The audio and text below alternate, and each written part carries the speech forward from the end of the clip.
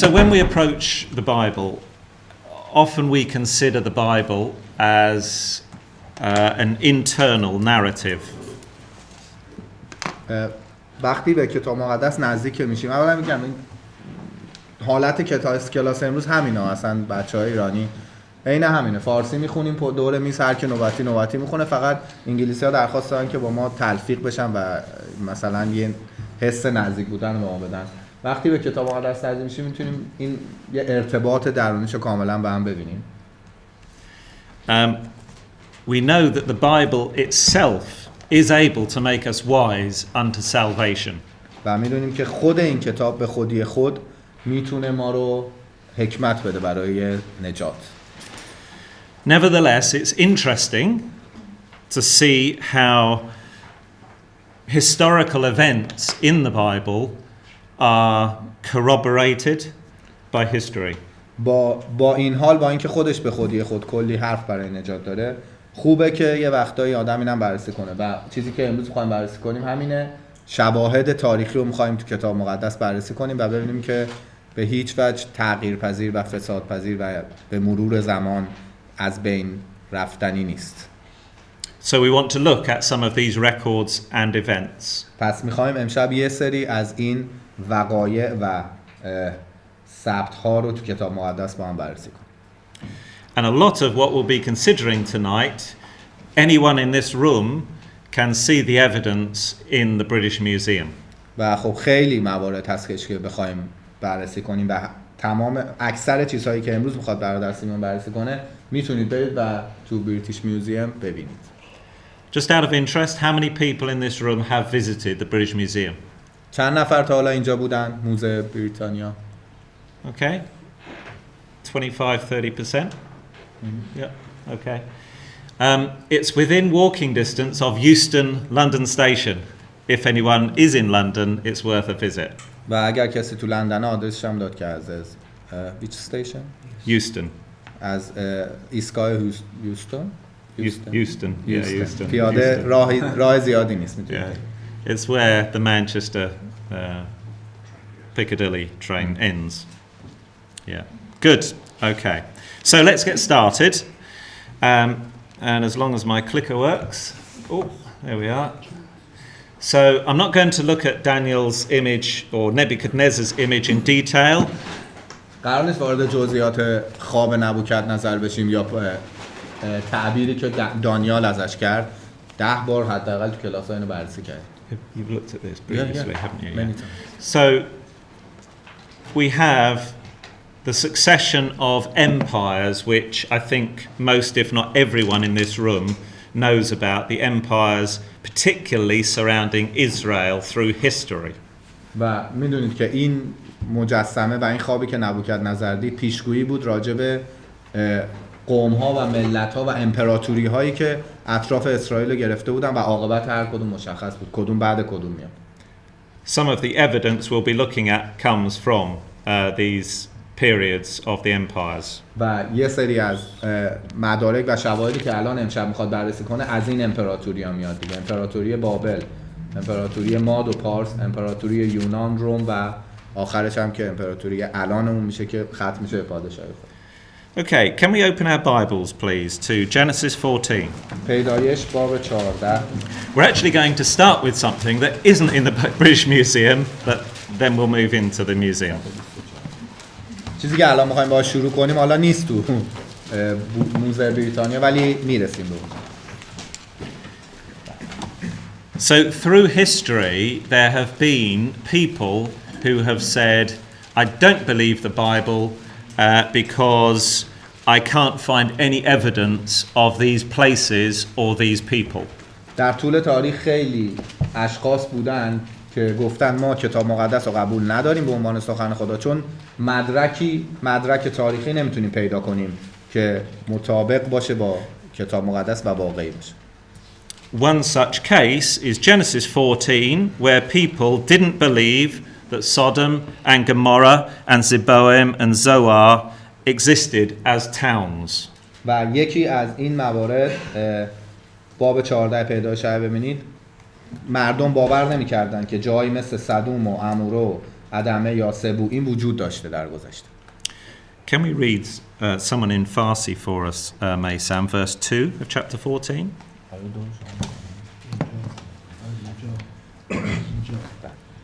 این پادشاهان به جنگ باره پادشاه سدوم بر شاه پادشاه اموره شنعاب پادشاه ادمه شمیور پادشاه سبوئیم و پادشاه بلا که سوئر باشد رفتند. Thank you. So the argument went, we have no record of these cities, so we can't trust Genesis 14, so we can't trust Genesis. پس بحث این بود که میگفتن ما نمیتونیم به این اعتماد کنیم، به وجود همچین جاهایی و به وجود همچین اشخاصی، پس باب 14 رو قبول نمی کنیم، پس در نتیجه کل پیدایش رو رد میکنیم. But in 1974 and 1975, about 17,000 tablets, clay tablets about the size of my hand, were found in Syria. در 1970 1974. 1974 75 17,000. 17,000 تا حالت یه تبلت مانند یه لوحایی پیدا شد تو سوریه.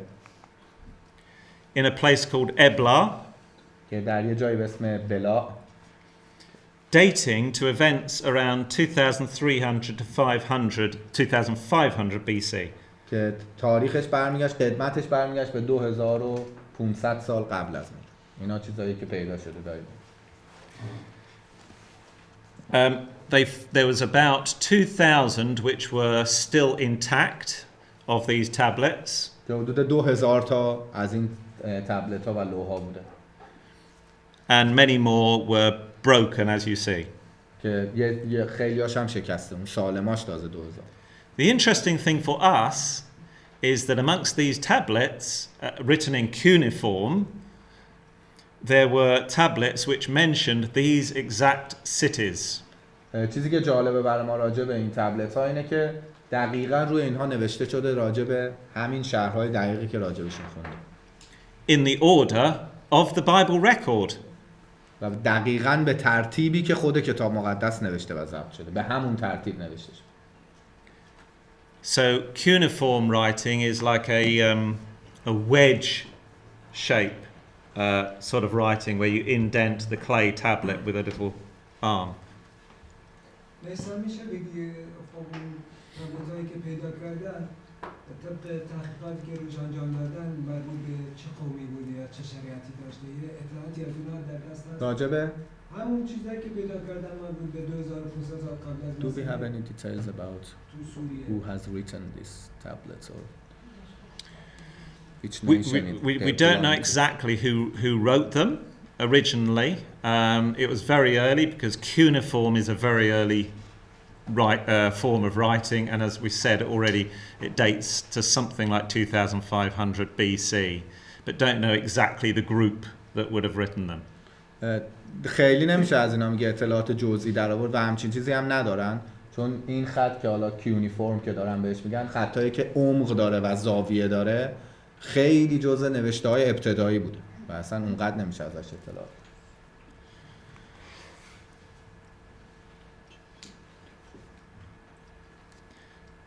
So the bottom bit is the important bit for us.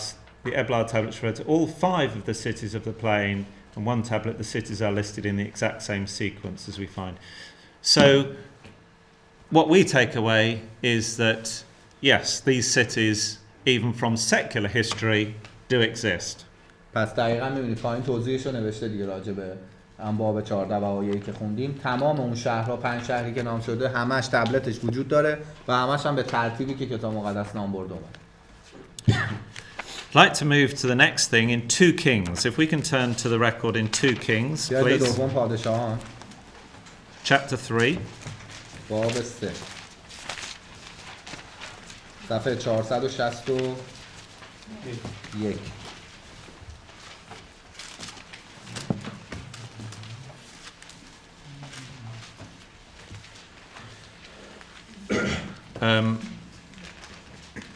could we read the first 4 verses in Farsi, please? I don't mind. Chapter 2, yeah? Chapter 3? Chapter 3, I'd like to read verse 1 to 4, perhaps a verse each. عزیز آقا مسعود شما بخون. 1 تا 4. آره 1 تا 4. هر کی هم یه دونه آیه بخون. یورام پسر اخاب در 18 سال یهوشافاط پادشاه یهودا در سامره پادشاه اسرائیل شد و 12 سال سلطنت کرد.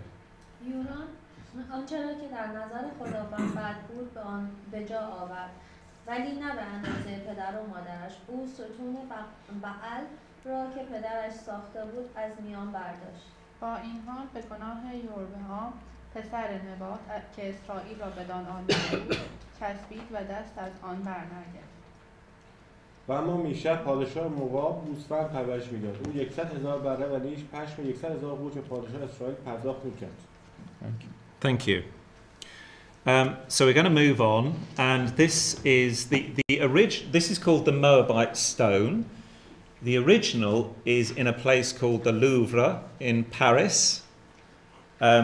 So this is a facsimile copy. و این سنگ موآبیان معروفه، از قوم موآب که میشه موآبیان. اصلش هم تو موزه لوور پاریسه و این کپیشه. And it specifically mentions this Misha that we have just read in verse 4. So we have a secular historical record of Misha, the king of Moab. و این سنگ راجب میشعی نوشته که تو آیه 4 داره راجب پادشاه موآبیان بوده صحبت میکنه و دقیقاً راجبش نوشته شده به عنوان پادشاه موآبیان. And it was found, this stone was found in a place called Dibon, which was just east of the Dead Sea, just the other side of Israel. و دقیقاً تو منطقه پیدا شده که شرق رود اردنه، دقیقاً وسط کشور اسرائیل دقیقاً پیدا شده که همون جایی پیدا شده که باید می بود، دقیقاً جایی که موآبیان بود، which we know as Moab. که ما به اسم موآب میشناسیم کتاب مقدس. Clearly it was broken, but has been painstakingly, as we say, very carefully put back together. و می‌بینید که خب شکسته، قاعدتاً ظاهراً مشخصه، ولی خب خیلی با دقت برگردوندن به هم و چسبوندنش. Okay, go to 2 Kings please, chapter 10. دوم پادشاهان باب 10، همونو چند صفحه بیاد جلو. 472.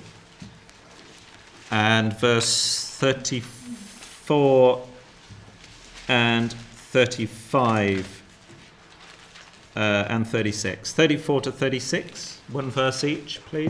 4 تا 36. بخونیم.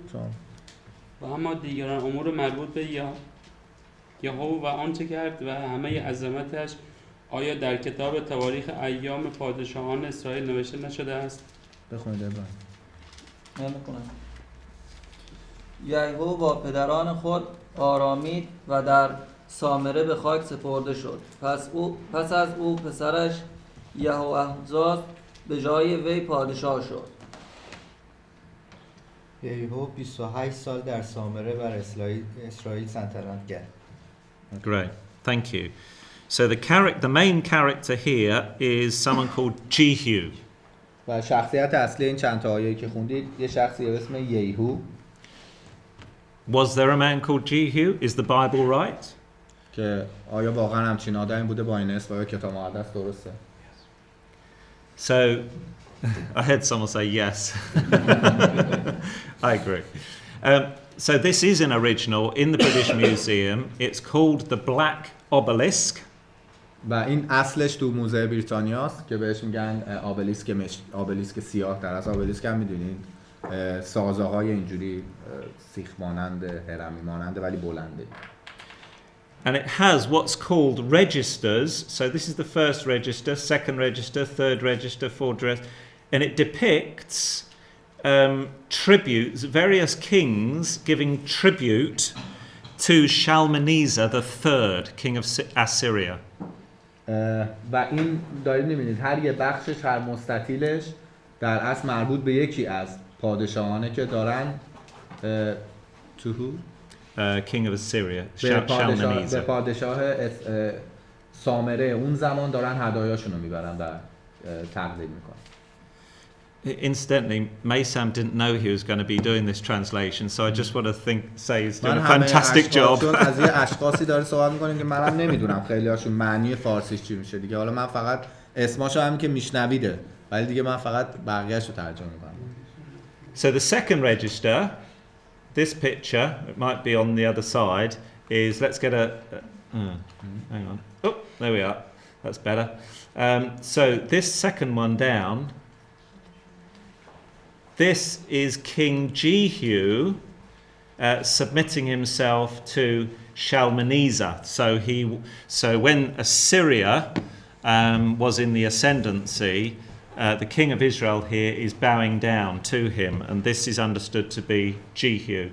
و این نوشته‌هاش هست دیگه داخل همیلو و چیزی که نوشتن این کسی که الان سجده کرده اینجا در مقابل پادشاه سوریه که اون زمان به قدرت رسیده بودن، خود پادشاه یهو بود که الان اسمشو داریم می‌خونیم. این شخصیت وجود داشت. So again, it's just interesting that we have secular history mentioning this guy, this king, Jehu. پس خیلی جالبه که یه همچین شخصی که حالا خیلی هم معروف نبوده ولی خب ضبط شده و کتاب مقدس اسمش آورده به خاطر اینکه وجود خارجی داشته و واقعی بود. Now, one of the most famous rooms in the British Museum is called the Lakeish Room. یکی از قسمت‌های معروف، حالا می‌خوایم وارد قسمتی بشیم که یکی از قسمت‌های معروف موزه بریتانیاست و احتمالاً یه سری سندهای خیلی مهم اونجا هستش. And this dates to when Assyria started attacking northern Israel, and this particular battle with Lachish dates to around 701 BC. و این مال زمانیه که سوریه شروع میکنه حمله کردن به بخش شمالی اسرائیل برای تصرفش و این در واقع برمیگرده به 701 قبل از میلاد در واقع این اتفاق. Can we turn to Isaiah, the prophet Isaiah, chapter 36, please? اشعیا باب 36 919. And can we someone read verse 2 in Farsi, please?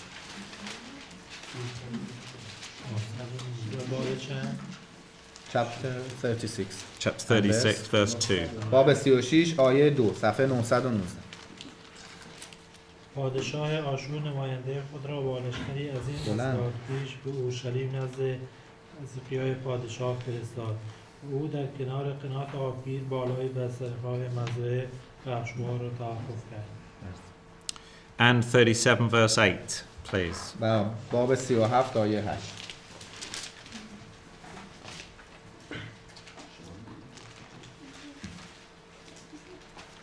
باری چون نماینده آشور شنید که پادشاه آشور لالکیش را ترک گفته است، بازگشت او را در حال جنگ با لبنه یافت. Thank you. این لاکیش هم همون لاکیشی که می‌بینید بالا نوشته همون اصلا اسم اون قسمت موزه به این معروف. This was found, this whole relief, incidentally, this whole relief is about 12 meters long. و این سنگولایی که می‌بینید پیدا شده خیلی اتفاقی هم پیدا شده 12 متر طول داره. By about 5 meters. So it's huge. 5 متر هم عرض داره. With great detail. با جزئیات خیلی زیاد، خیلی هم عظیم و بزرگه.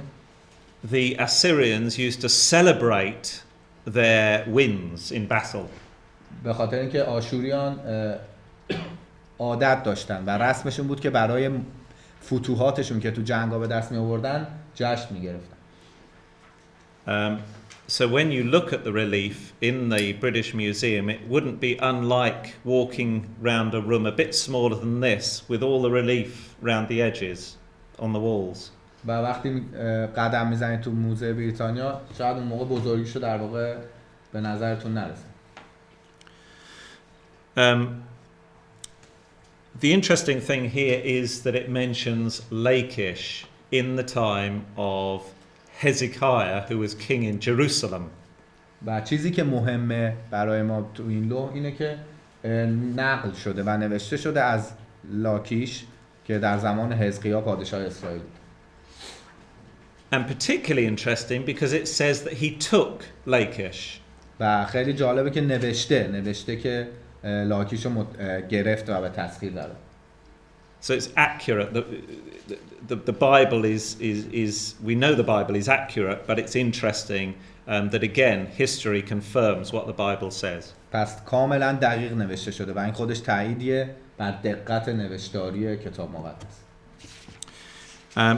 Now something else to do with Sennacherib and his existence is یه چیزی هم از سنحاریب نوشته شده و اینکه وجودش رو تایید میکنه، وجود پادشاهی به اسم سنحاریب که سلطنت میکنه. So if we go to 2 Kings به دوم پادشاهان دوباره which is the historical record of Assyria coming down on Israel. که تایید میکنه حمله آشوریان رو به اسرائیل در اون زمان. Second Kings chapter. Go to chapter 18 and verse 17 to start with. باب 18 صفحه 554 نه 484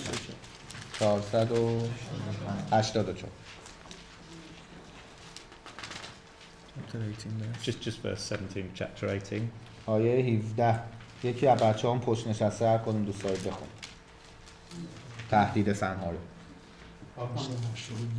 پادشاه آشور سردار کل لشکر افسر ارشد و نماینده خود را با لشکری عظیم از لاکیش به اورشلیم نزد حزقیای پادشاه فرستاد.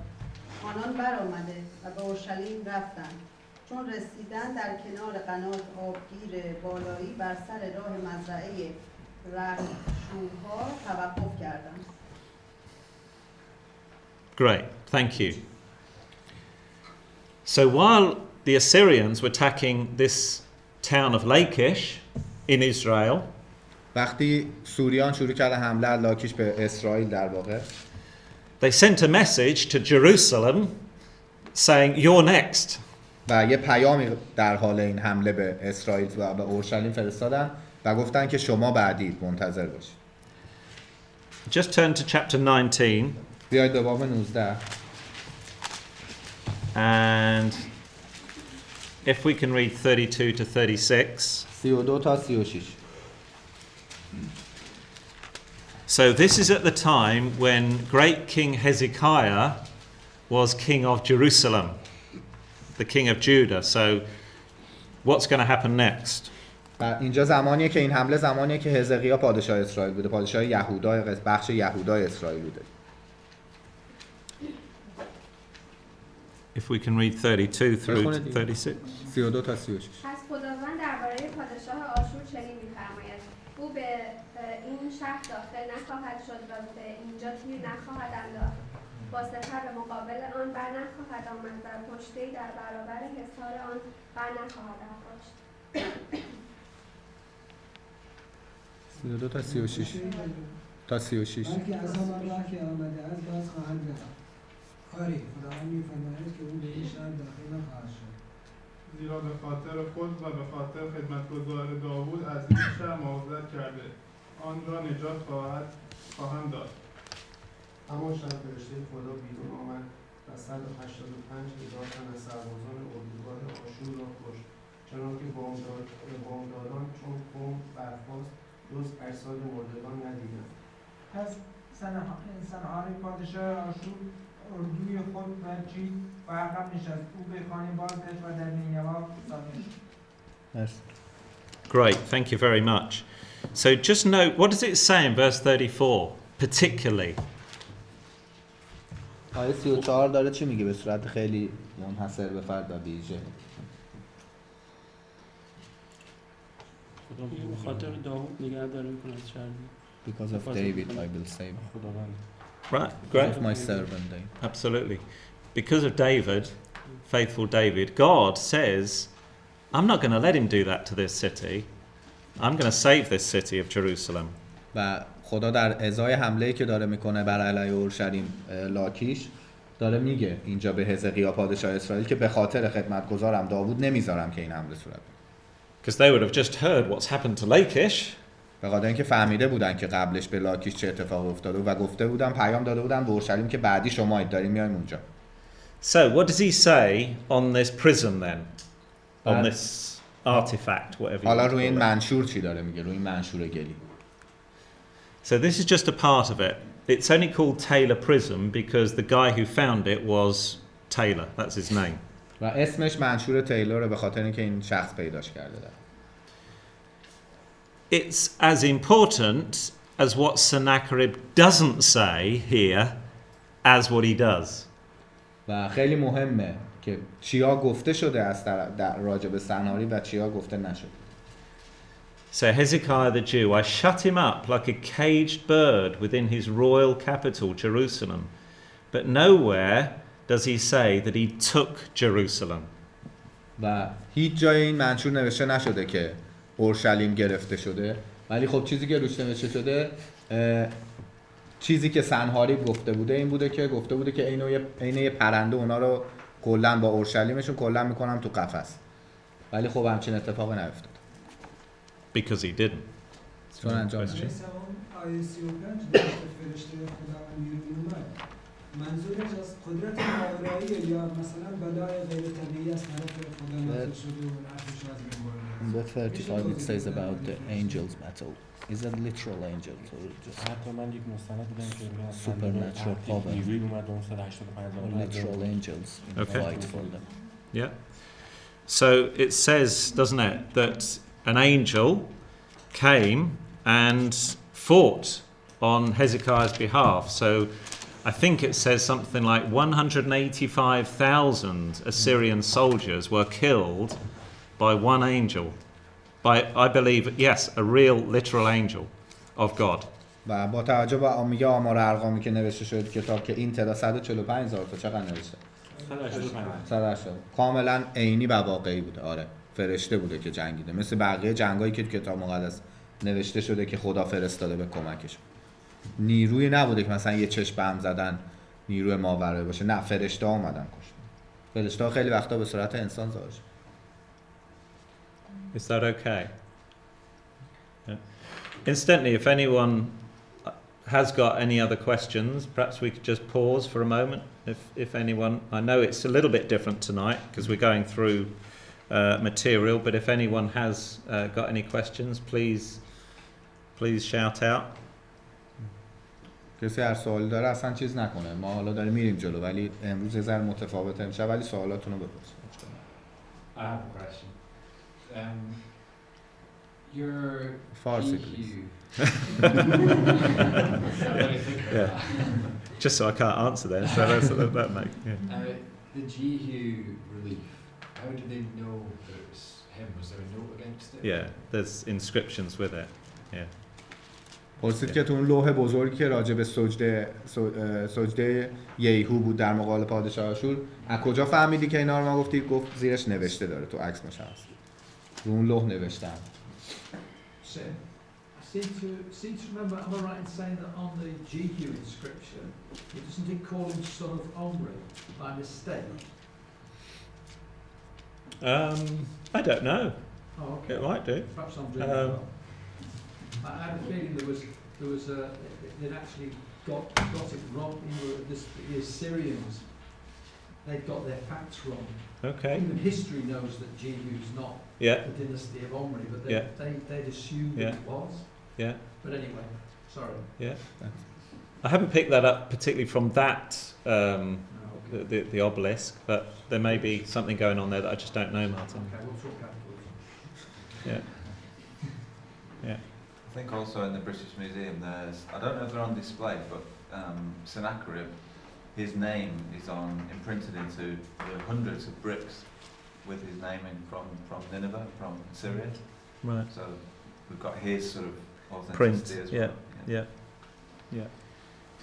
And I mean, the point that was made earlier about the angels, I think is a very valid one as well, because through all of this, through all history, God's angels are at work and still are amongst the nations, which is a really fascinating point.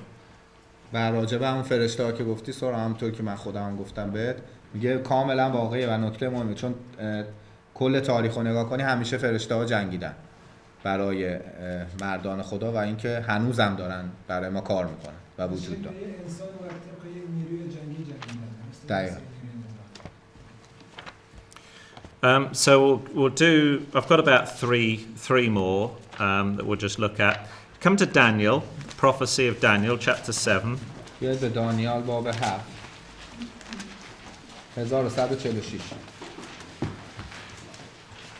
And in Daniel, there is imagery and animals used to represent the nations. و اینجا یه سری تصویرسازی ها داریم از حیوانات که در واقع قوم ها رو معرف قوم ها هم به صورت تصویرسازی. And we know from Nebuchadnezzar's image that the top was Babylon, etc., and Assyria sort of overlapped with Babylon right at the top there as well. و میدونیم اون تصویر و خوابی که نبوکدنضر داشت، میدونیم بالا منطقه بالا بابلیان بودن که میخورد دقیقاً وصل میشد به آشوریان. And look at verse 4 of Daniel 7. آیه 4 باب 7 دانیال. If someone could just read that for me. نوبت کیه؟ کسی نخستی مانند شیر بود و بالهای عقاب داشت. آنگاه چون می‌نگریستم بالهایش کنده شد و او را از زمین برگرفتند و مانند انسان و دو پایش را بر پا داشتند و دل انسان به او دادند. Yes. Thank you.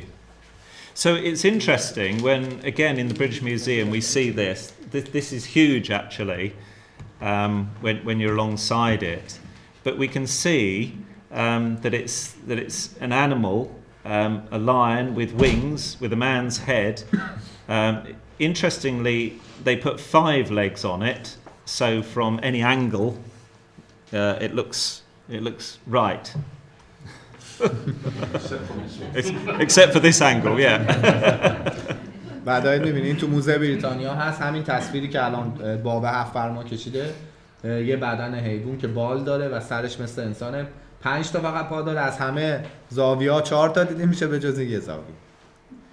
But isn't it interesting that you know, even in history then, they used this symbol of a lion with wings, etc., and the Bible uses that. They would have understood what is being referred to.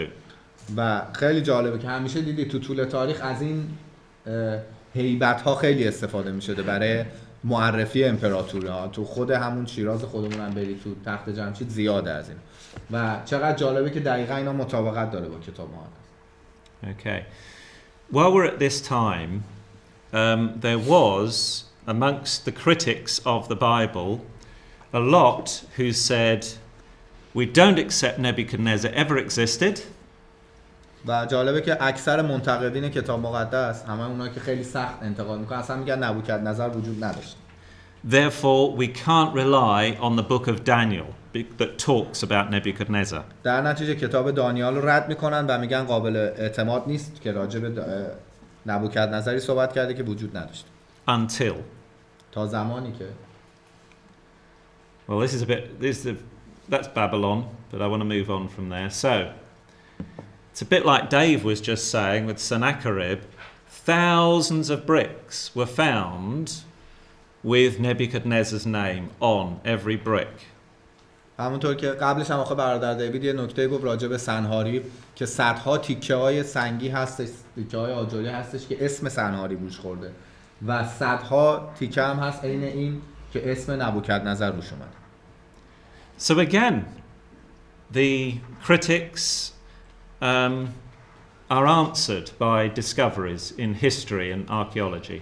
و در نتیجه خود منتقدین انتقادشون با تاریخ و با باستانشناسی جواب داده شد و این همشون اسم سنهاریب نبوکدنضر نوشته شده. اینجا هم نوشته خود نبوکدنضر نوشته این بابل بزرگی است که من ساختم.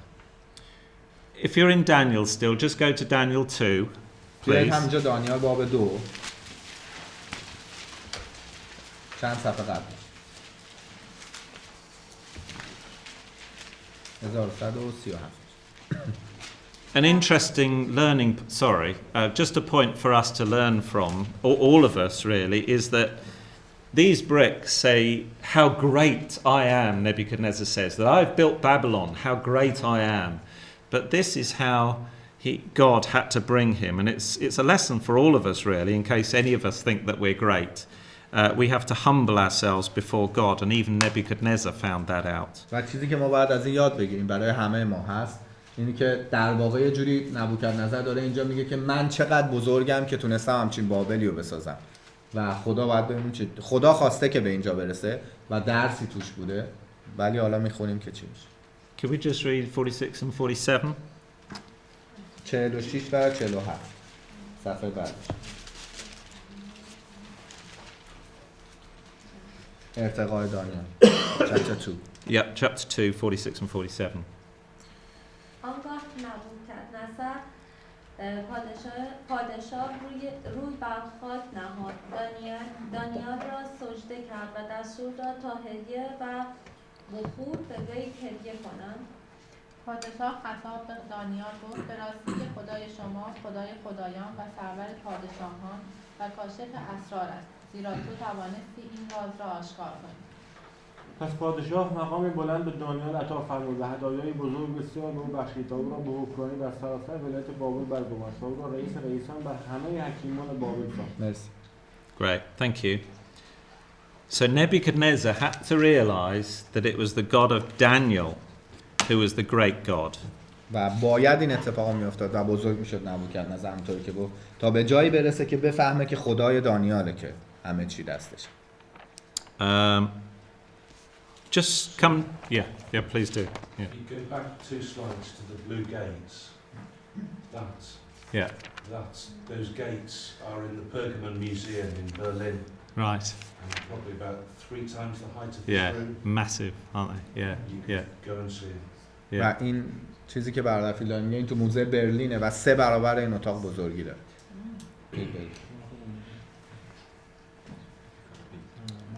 That's great. چیه؟ همون شیریه که تو الان کتاب دانیال خوندی، سمبل بابلیان آشوریانه، حکومت بابلیان آشوریان. It's fascinating that you can still see some of the original blue glaze on these bricks. و خیلی جالبه که میتونید هنوز هم یه سری قسمت‌های آبی رو میتونید توش ببینید.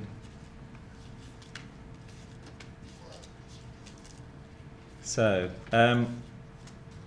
perhaps we'll just quickly cover just 2 more illustrations and then we'll have any discussion. Has anyone got any other questions on Babylon or the brick of Nebuchadnezzar? راجع به نبوکدنضر بابلیان هر کسی سوال داره. 2 تا دیگه مونده بعد بررسی. Okay, if we go back to Ezra, please. به کتاب ازرا. So we're moving on in history now. We're moving to the Persian era. بیایم به حالا به بحث به امپراتوری فارس در واقع برسیم. And the time of Cyrus. و زمان کوروش. صفحه 580 ببینم حالا باب چند. Chapter 1, Ezra 1. باب 1 580. It's a bit like today. When a new government starts up, it sets out its what they call manifesto. This is what I'm going to do. This is what my government's like. This is what we will do for the people. And Cyrus was no different. That's what Cyrus does in the first few verses of Ezra. Perhaps we'll just...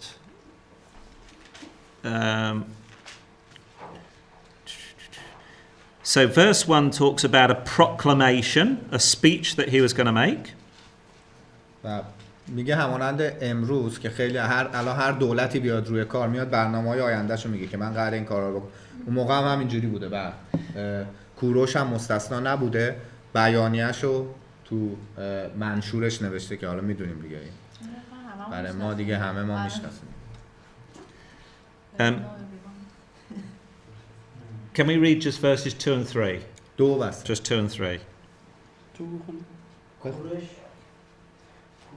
شاه پارس چنین می‌فرماید یهودا خدای آسمان ها تمامی حکومت‌های زمین را به من بخشیده و مرا برگماشته است تا در اورشلیم که در یهوداست خانه‌ای برای وی بنا کنم. سرم بخون. هر کس از تمامی قوم او که در میان شماست خدایش با وی باشد می‌تواند به اورشلیم که در یهوداست برود و خانه یهوه خدای اسرائیل همان خدا را که در اورشلیم است بنا کند. Thank you. What is thank you in Farsi? What? Thank you in Farsi. Merci. Merci. Merci. Same French. It's about time I got that, isn't it? Dear me. Yeah, should have known it was French. So, yeah, just very briefly, this is when Babylon took Judah captive for 70 years. It was under the Persians, and particularly under under Cyrus, beg your pardon. Cyrus said, okay, we're going to let the Jews return back to their land. And that was all according to prophecy. و میدونید خیلی خلاصه فقط اینو گفت وقتی که بابلیان به اسارت بردن 70 سال یهودیان از یهودی اسرائیل وقتی کوروش اومد گفت همه رو آزاد میکنه. This is what the Bible is telling us. چیزیه که کتاب مقدس میگه و پیشگویی هم شده بود توسط دانیال. But it's remarkable when we read what's on the cylinder. و خیلی برجسته و شگرفه که وقتی اینو روی منشور میخونیم همچین چیزی. So this dates from Cyrus. و اینا برای زمان کوروش نوشته شده در زمان کوروش. And these are his words of what he did for the Jewish captives. و این کارهاییه که خودش کرده و خودش نوشته اینو و راجع به کارهاییه که برای اسیران یهودی کرده. Now, I think it's quite remarkable. So as for the population of Babylon who had endured a yoke not decreed for them, so the population that is referring to there are the Jewish captives. برای میگه جمعیتی که در بابل بودن منظورشون اسیران یهودیه که تحمل یوغ اسارت شدن که مستحقش نبودن. Cyrus says, I soothed their weariness, made them feel better. و کوروش داره اینجا میگه که من دارم یه کاری میکنم که حالشون در اصل بهتر شه و لطافت دارم میدم در اصل بهتر. I freed them from their bonds. و دارم اونو از پیوندها و حلقه‌هایی که بهش گرفتارند دارم آزادش میکنم. And in brief, I collected them together and returned them to their settlements and returned them unharmed to their cells, and that means provinces. و داره میگه که همه رو دور هم دارم جمع میکنم و همه رو دارم برمیگردم به جایی که باید باشه. And in their worship places that make them happy.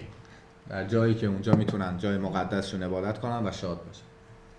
So yet again we see history confirming what the Bible has said, which is remarkable. یه بار دیگه داریم میبینیم که فوق العاده است این موضوع که دوباره تاریخ داره چیزی رو میگه که کتاب مقدس یا بالعکس. من یه سوال بپرسم. دقیقاً اسمی از خود اورشلیم و اینا به کار نبرده شده نه؟ در واقع من اونا رو برمیگردونم. Jerusalem in the cylinder or not? Any word of Not that I'm aware of specifically, other than the inference by sanctuaries. Because of course that was their center of worship. جان میگه نه هیچ اسمی از اورشلیم به صورت منحصر نیامده ولی چیزی که خیلی میشه ارتباطش داد کلمه سانکچوریزه که جای عبادتگاه یا جای مقدس که اون موقع خب اورشلیم بوده. Is that all right? اون بخش از قسمت کتاب مقدس که بحث کوروش رو پیش آورده کوروش اشاره به شریعت کوروش کرده که اون زمان مثلا رفتی دوباره وطن پرستی شروع شد. بابا میگم شریعت کوروش چه بوده اون زمانی که مثلا نرمان بوده و کمکشون کرده. Do we know what God Cyrus did worship and what was his religion actually? Okay. Well, it's interesting that God used Cyrus in his purpose and that Cyrus came to know God but we're not told that he actually worshipped the God of Israel. But there is an interesting verse, I think it's Isaiah 45. اشعیا 45 بیاد میگه چیزی که مهمه اینه که خداوند از کوروش استفاده کرد برای اینکه هدفش محقق بشه و شناخت خدای واقعی و خدای یهوه رو، چیزی که خود کوروش هم داره راجبش حرف میزنه. ولی میگه یه متن، یه آیه جالب تو اشعیا هست 45 934.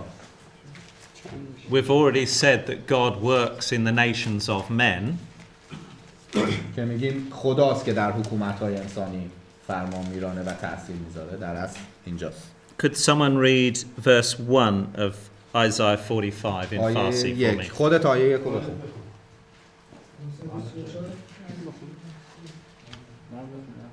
این از آنچه خداوند مسح شده خود میگوید به کوروش که دست راستش را گرفتم تا قومت در برابرش به زمین درآوردم و توان ایستادگی را از آنان سلب کنم تا در هر در برابرش بگشایم و دروازه‌ها دیگر بسته نشوند. So it's interesting that God, through his prophet Isaiah, says, actually, I've got a job for you, Cyrus. You're going to send my people back home. So he's clearly involved with the God of Israel. پس خیلی جالبه. خدا از طریق پیامبرش و نبیش اشعیا داره میگه که داره خطاب به کوروش میگه که من در واقع برای تو کاری دارم و من تو رو انتخاب کردم تا تو تاریخ اسرائیل یعنی تاثیرگذار باشی. ولی مشخص نیست واضح که دین خودش چی بوده، نه تو کتاب مقدس نه، ولی خدای اسرائیل رو شناخته بود. تاریخ خودمون که میگه زرتشتی بوده. آره ولی خب اینا چیزی نوشته نشده راجعش. One last one very quickly. The Rosetta Stone, and the original is in the British Museum. و اینم که سنگ روزتا که تو همون اصلش تو موزه بریتانیا است. This was very interesting because this played a major part in helping scholars understand Egyptian hieroglyphics. خیلی این مهمه به خاطر اینکه چون به 3 زبون نوشته شده خیلی کمک کرده به خاطر اینکه بتونن زبان مصری و اون علائم مصری رو بتونن کشف کنن و بفهمن. Which helped historians understand the culture of Egypt as we read it in the Bible. و بتونیم دقیقاً تاریخ و حتی فرهنگ مصریانه که داریم کتاب مقدس می‌خونیم میتونیم تو ببینیم. So it's interesting. We won't go into the texts on the right, but bear in mind there are other things we could say about this. For example, it celebrates the first anniversary of Ptolemy, who we believe comes up in prophecy in Daniel. و مثلا یکی از چیزایی که هست نوشته راجع به مصریان که راجع به فرهنگشون که جشن می‌گرفتن سالگرد، حال نمیدونم اون مراسم چیشون بوده که نوشته شده تو کتاب دانیال. So I'm going to leave that one, but we'll close on that. Just to remind us that God works through the history of man, and it's just interesting that there are so many things that have been found that agree with what the Bible says. و چیزی که هدف این بود که فقط بدونیم که خداست که داره حکمرانی میکنه و خداست که داره تاریخ سازی میکنه و همه اینها و موارد خیلی دیگه هست که همش کاملا تطبیق دقیق داره با کتاب مقدس. Has anyone got any questions or anything they'd like to add? چیزی میخواید بپرسید یا اضافه کنید؟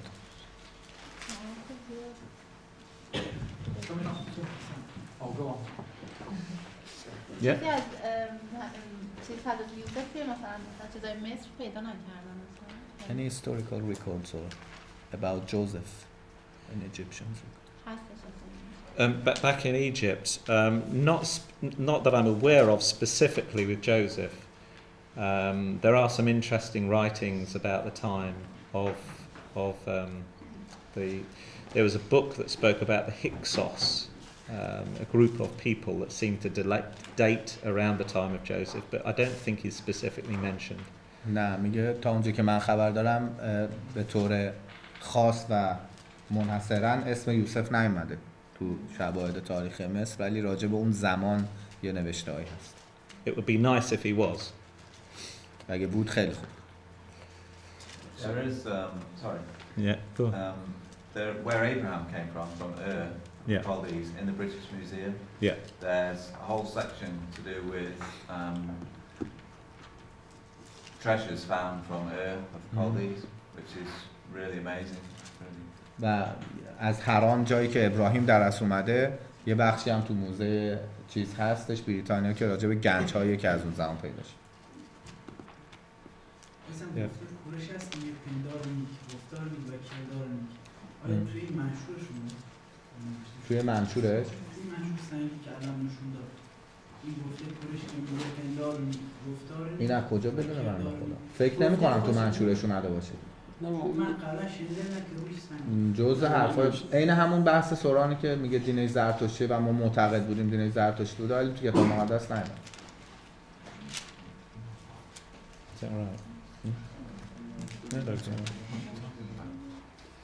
Phil, were you going to say something? Yeah. Could we just do the Polycarp one? Because that's a New Testament one, isn't it? Yeah, it is, yeah. The Old Testament, it's a really good one. Okay. So, in the New Testament, Luke is often referred to as the historian.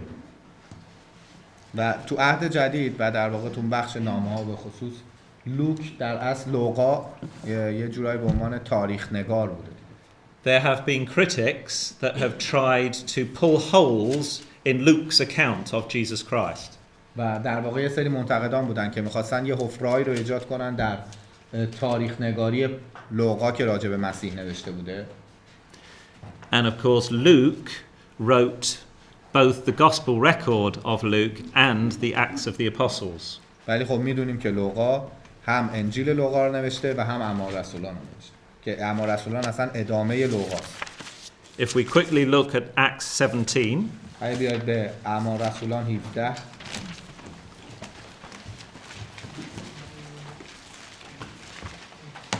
1440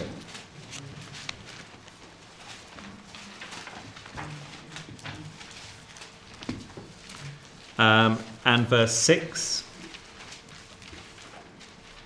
If someone could read verse 6. آیه 6 رو چیز بخون رامین. آیه 6.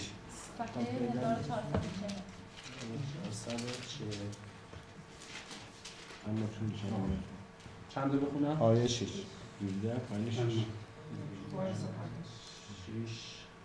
اما چون این شب را نیافتند یاسون و برخی دیگر از برادران را نزد مقامات شهر کشاندند و فریاد برآوردند که این مردان که همه دنیا را به آشوب کشیدند حال به اینجا آمدند. The critics said this word rulers, Luke's got it wrong. This word we don't know, it's not on secular writings, he must have got it wrong.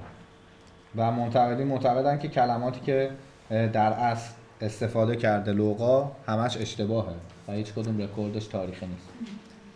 But then a very specific inscription was found in the gateway of the town Thessalonica. ولی خب این سنگ پیدا شد در راه دروازه ورودی شهر تسالونیکی که نوشته که دو تا نامه‌ها برای اونجا نوشته شده بود.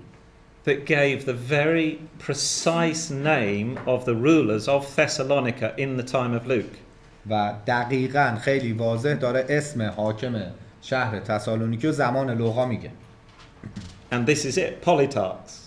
و این اسمشه دیگه، Polytarchs. So Luke was perfectly correct. پس لوقا کاملاً دقیق و کامل بود. درست نوشته. Under inspiration of God, of course. و در واقع الهام خدا بود. And it's the only place it comes in the New Testament. Yeah. It's not used anywhere else. That's right. Yeah, very specific. So even more amazing that how accurate it is. Yeah.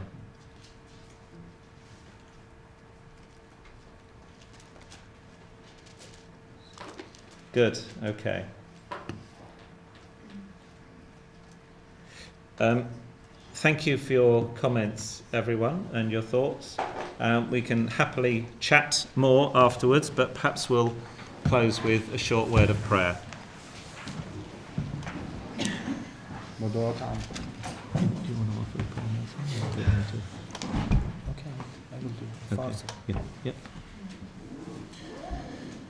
ای خدای قادر مطلق، یک بار دیگه